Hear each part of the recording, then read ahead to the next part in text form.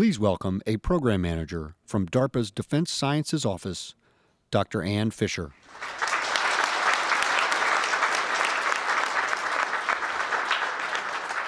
In 2014, an outbreak of Ebola ravaged West Africa, killing over 10,000 people. In the midst of this calamity, researchers around the globe worked to find a cure to the spread of the disease. By the summer of 2015, they announced that a trial vaccine had been developed. This was an incredible achievement, a testament in part to modern technology, but also to the investment of the time and resources of scientific talent around the globe. Imagine a world in which we could develop a new therapeutic to an emerging threat or disease in a matter of days instead of the 6, 12, 18 to 24 months that it takes today. Imagine a world in which we could not only develop a therapeutic that is safe and effective to use, but one that we also can develop stable and scalable methods of production, again, in a number of days. This is the world that could be enabled by the efficient application of AI and automation to chemistry, to the molecular world. But we're not there now, far from it. And we need to think very carefully at this juncture where AI has advanced so many fields that we don't simply adapt the tools that worked for pixels and images to atoms and molecules. For the molecular world, data is sparse. The possibility space is vast, and we have a limited understanding of the features and physics that drive molecular function. DARPA is currently working at the nexus of AI, automation, and chemistry to realize this ultimate vision, to elucidate the foundational pillars on which this ultimate vision can come to fruition. We can think of this in the context of human health, coatings and protection, energy storage and distribution, food security, computing. The list is seemingly endless because molecules are the building blocks to modern life. What sits between these challenges that we face in our world today and the innovations that we need is the chemistry engine.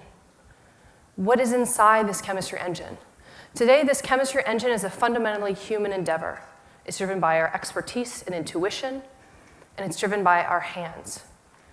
DARPA is working to automate and accelerate this chemistry engine, to enable machine partners to help chemists become more creative and be able to identify new molecules that can address the challenges that we face today. Let's look at what sits inside the chemistry engine. Discovery requires many types of high-level cognition, connecting different concepts, creative exploration, fusing different data sets. If we think about this in the context of what a human does, we can think about a chemist sitting down and reading papers, joining different concepts together in their minds, analyzing molecules, looking at structures, projecting what the properties of that molecule might have, synthesizing, producing molecules, so that they can ultimately discover new molecules with desired properties. Humans are very good at these activities, but slow. Machines are very fast, but bad. They're getting better, but we need to think very carefully about how the human cognition of reading papers really interacts with the data acquisition that we can train a computer to do. A human can analyze molecules, but how do we represent these molecules to a computer so that it can understand what are the features, how do we train and build in these features, and the physics that affect molecular properties? How do we provide and build and validate models for efficient exploration of chemical space, which is extremely vast and can help the chemists better understand what possibilities are untapped? Let's take a step back, though, to consider how discovery is done today, which is effectively the same design, make, test cycle that we've been doing for 100 years. How do we take this cycle and integrate in the power that computation and AI has to offer? So I'd like to take a look at a simple example of what AI needs to benefit a given domain. Common areas such as computer vision and natural language. where the data is abundant, it's accessible, standardized, and is cheap to acquire. And because of this, over a number of years, we've been able to develop fundamental representations that incorporate and encompass the features that we need to use and integrate into an AI system to be able to build typical models that can then extract relationships among these features. In computer vision, we have pixels, and we have convolutional neural nets. In natural language, we have words and recurrent neural nets. If we look in contrast of what we're dealing with in the chemical sciences, our data is incredibly sparse. It's inaccessible to algorithms. We're communicating to computers the way we communicate to each other, and that has to change. Data is non-standardized in the way we collect it and in the way we report it. And it's time-intensive and expensive to acquire. So this affects our ability to build models, but it also affects our ability to test and validate those models. If it takes me 3 to 6 months to validate a prediction, I'm not accelerating that chemistry engine. So DARPA is working at this bottom edge of the slide to figure out what we can do in terms of chemical innovation. And innovation in chemistry requires two things. It requires molecular synthesis. I need to be able to produce the molecules and the materials that I need. And molecular discovery. How do I identify those new molecules that can provide properties that I really desire? Let's look first at production. Synthesis. Synthesis is essentially a molecular recipe. I'm trying to find the recipes to make molecules that I need. You can think about the analogous case if there are any bakers in the room. You know a dessert that you want to make. You know the texture. You know the flavor. You know the color. You have it in your mind. And you can think back to the starting materials, those ingredients that you need at a fundamental level to bring to bear to make that dessert.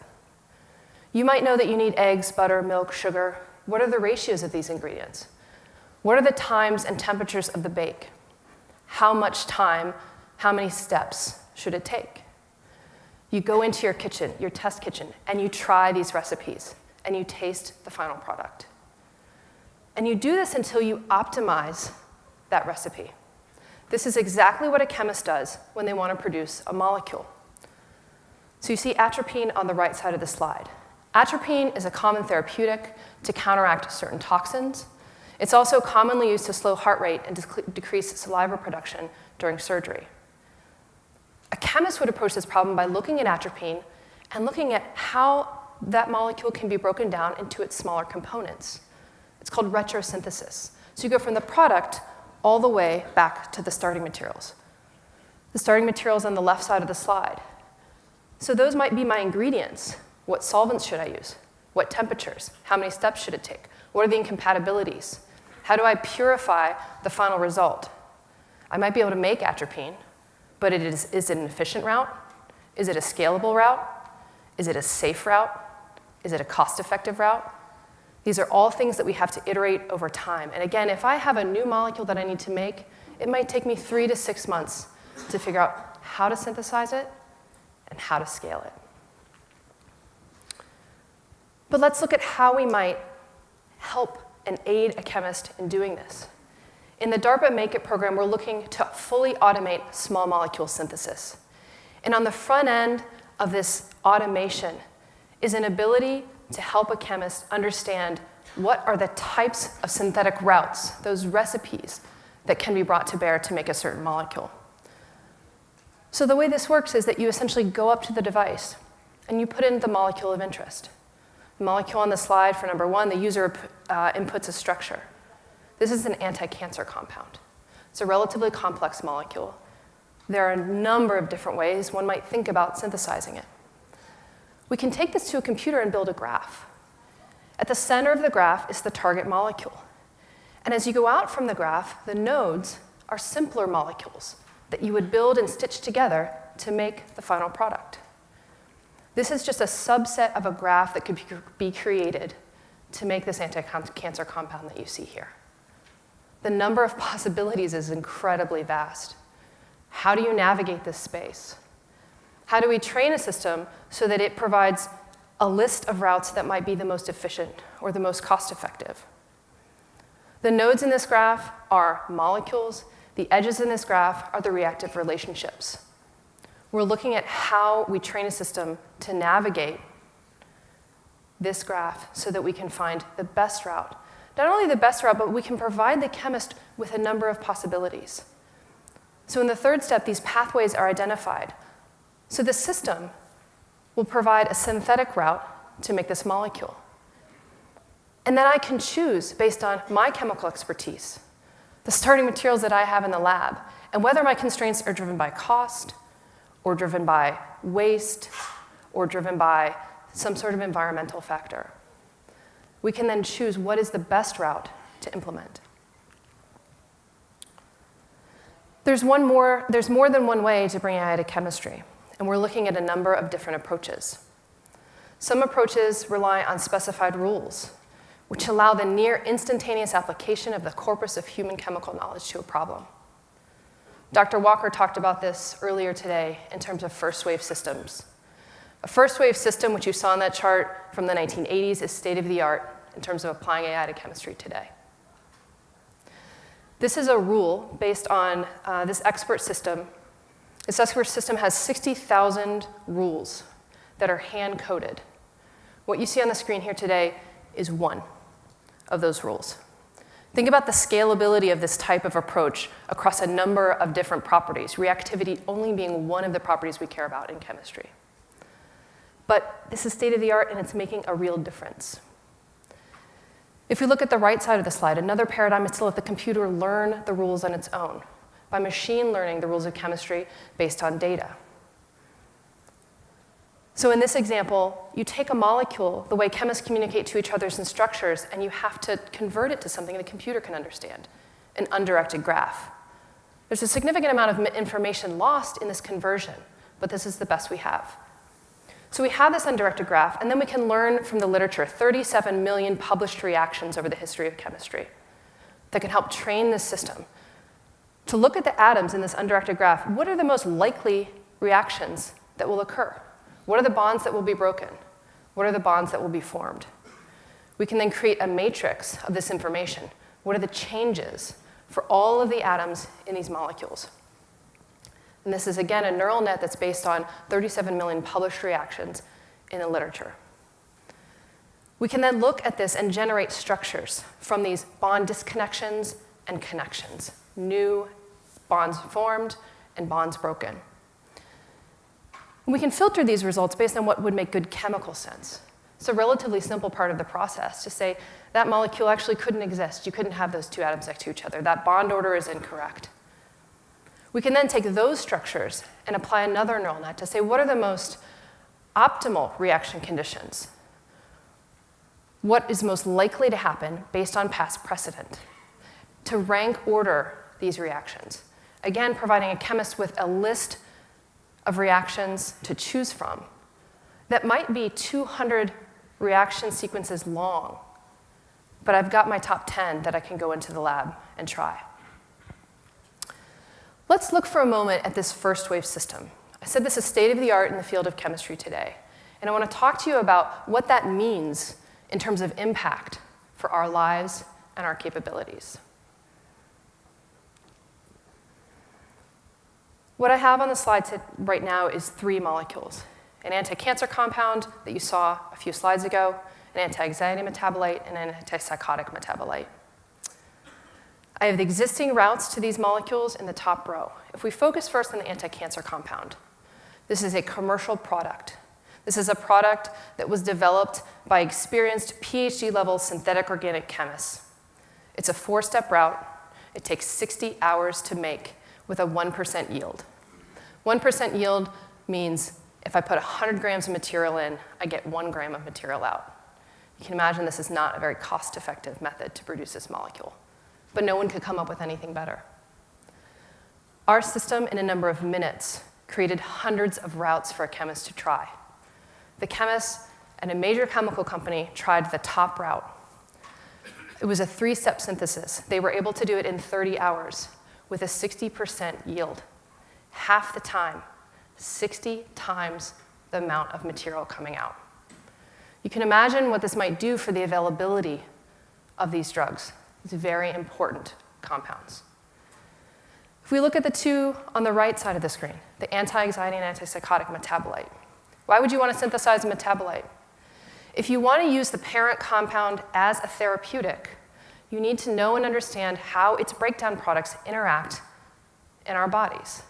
So we need to be able to access these metabolites so we can synthesize them and test them to get approval. The anti-anxiety metabolite in the middle had no known synthetic route. No chemist could come up with a route to make this molecule. Our system was able to design an 8-step synthesis with a 3% yield. That's a really complex synthesis. That's a pretty low yield. But to go from 0 to 3% to a molecule that couldn't be used, the parent compound couldn't be used, and now we have molecules and the metabolites that we can study, is critically important. If we look at the antipsychotic metabolite, a single, highly inefficient route, we defined a 6-step synthesis with 55% yield. This is really changing the way that we think about chemical synthesis. Again, accelerating what a chemist, the power that a chemist can bring to the table with their expertise and intuition by taking some of the guesswork out of these synthetic routes. The approaches based on statistical learning that I talked about on the last slide are also making a difference. They're currently impacting and performing at the level of about a graduate student or a postdoc. But they're relatively limited in the scope of syntheses that they can predict because they're limited by the training set that we brought to bear. So the DARPA Make It program has made progress in this space, but we've also learned a lot along the way in applying machine learning to the field of chemistry, how we should be thinking about building and exploiting AI, and how we need to be thinking about the way the chemistry field has been driven for the past 100 years and how we need to change both so that they can come to bear on a single problem. So I want to talk to you for a moment about some of these challenges. Data acquisition. This is going back to that chemistry engine. There's bias reporting in chemistry, just like pretty much every scientific field. And by biased, I mean we're reporting positive results, we're reporting the reactions that worked, and we're reporting optimized results. So the histogram I have at the top left of the slide shows reported yields that are binned, so it goes from 0 to 100. And you can see that chemists are reporting optimized reactions. So they spent 6 months in the laboratory testing out all sorts of different reaction sequences, reporting the best one. Can we train an AI system on these optimal results? If you look at the bottom of the left side of the slide, there's crucial missing information.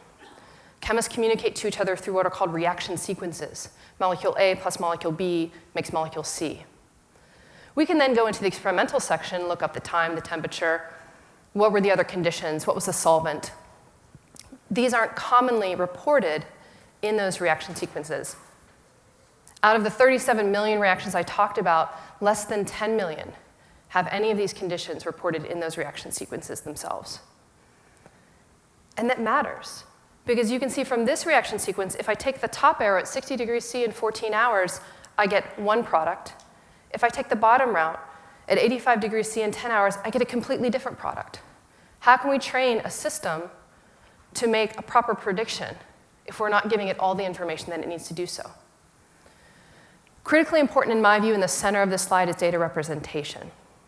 How can we communicate molecules and incorporate the features that are critically important to be able to predict molecular properties, from what a human can know and understand to what a computer can know and understand? At the top of the slide, I have two molecules that might look identical to folks who are sitting in the room here today. One is a sedative, and one causes birth defects. These molecules are mirror images of each other. That makes a significant difference when we talk about interacting with a biological system. But if we're going to create an undirected graph of these molecules to do predictions, we're losing that three-dimensional information. And we're also losing, using statistical pattern-based recognition techniques, the fact that these two molecules look alike, but their properties are very different. If, in contrast, we look at the bottom of the slide, you can see molecules that it doesn't take a chemist to understand look incredibly different. These are all antimalarial compounds. These are 3 of dozens of antimalarials that look vastly different. If we want to train a pattern recognition engine there's no way that we'll be able to train it to understand that these molecules have similar properties. How do we think about incorporating the features and physics that are relevant in chemistry, molecular dynamics, electronic interactions? How do we build those into a representation? Because those are the critical features, in addition to the molecular structure, that are important, and we're not capturing them today. Finally, I want to talk about scale, developing these models for chemical space exploration. As a human endeavor, this chemistry engine is not only slow, but we're, in my view, missing a vast part of possibility space. If we just look at small molecules, some of the molecules that I've been talking about today, and project the number of possible structures for those small molecules, there are over 10 to the 63rd potential structures. We'll never train a computer to search through this space, but a human can't get anywhere close either. 10 to the 63rd molecules. We've been able to generate 10 to the 11th in virtual databases. Over the history of chemistry, we have only reported ever 140 million molecules. And we can currently buy about 100 million of those. So again, training a system on known reactions, I said we had 37 million known reaction sequences. But look at the vastness of the space. How do we efficiently and effectively navigate this space? I don't have an answer to that question, but that's exactly what we're trying to tackle at DARPA. And these challenges have led us to develop a new program called Accelerated Molecular Discovery. Accelerated Molecular Discovery is one-to-one trying to address all of the challenges that I put on the last slide. We're trying to bring in tools from natural language processing and computer vision, build new tools and apply existing ones to the chemistry literature. How do we stitch together tables and graphs, experimental sections, and reaction schema? We have these tools developed for other fields, but it's not a one-to-one mapping. And we need to understand the critical importance of really looking at the language of the field on which you're applying the existing tools, because there are constraints. And as long as we're aware of those constraints, I think we can do this data extraction piece.